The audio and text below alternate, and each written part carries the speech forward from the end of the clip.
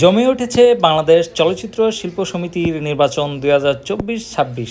এবারের নির্বাচনে রয়েছে মিশা সওদাগর ও ডিপজল পরিষদ প্যানেল এবং অপরদিকে মাহমুদ কলি ও নিপুণ আক্তার পরিষদ প্যানেল। গত নির্বাচনে নিপুণ এর প্যানেলে ইলিয়াস কাঞ্চন সভাপতি ছিলেন, কিন্তু এবার তিনি সরে গিয়েছেন।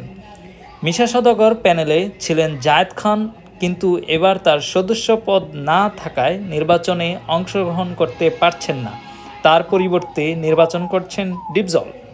এই নির্বাচনকে ঘিরে জমে উঠেছে বিএফডিসিতে অন্যরকম এক আবেশ।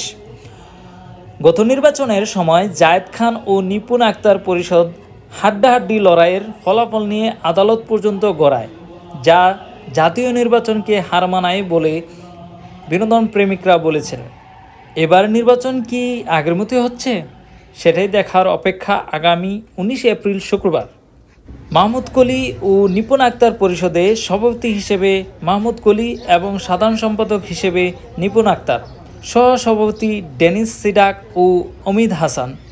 সহ-সাধারণ সম্পাদক পদে লড়ছেন বাপ্পি চৌধুরী, প্রচার ও দপ্তর সম্পাদক কাবিলা, সাংস্কৃতিক ও ক্রীড়া সম্পাদক নায়ক ইমন। সহ-সাধারণ সম্পাদক বাপ্পি চৌধুরী, প্রচার ও দপ্তর সম্পাদক কাবিলা, সাংস্কৃতিক ও ক্রীড়া সম্পাদক নায়ক ইমন ও কার্যকারী পরিষদ সদস্য পীরজাদা হারুন, নায়িকা পলি আরও উল্লেখযোগ্য অনেকেই। এদিকে মিশা সওদাগর ও ডিপজল পরিষদ সভাপতি হিসেবে মিশা সওদাগর ও সাধারণ সম্পাদক পদে ডিপজল, সহ-সভাপতি হিসেবে আছেন নায়ক রোবেল এবং DA তায়েব ও জয় চৌধুরী, আলেকজান্ডার বো সহ অনেকেই। কার্যনির্বাহী পরিষদ সদস্য হিসেবে 90 দশকের সুচিরিতা, রুজিনা, আলিরাজ, সুব্রত সহ মোট 21 জনের একটি পরিষদ।